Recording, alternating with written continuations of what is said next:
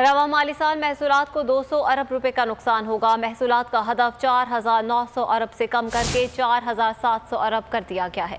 Chairman FBR Asim Ahmad की media से गुफ्तगू। कहा, कोरोना के दौरान भी महसूलात में इजाफा रिकॉर्ड किया गया। मार्केट में मंदी और स्टाफ की अदम दस्तियाबी कोरोना के बायस बढ़ती जा रही है।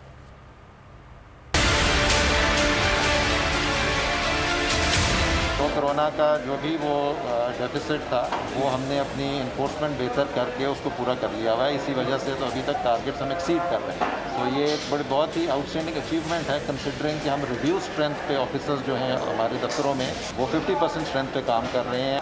हम जो है इसको सस्टेन कर रहे हैं और इंशाल्लाह जून का टारगेट हम करेंगे। टोटल क्या कर लेंगे टोटल साल का? जो हमारा टारगेट है 4.7 वाला जो है 4.7 पे आ गए हैं ना, 4.9 नहीं है।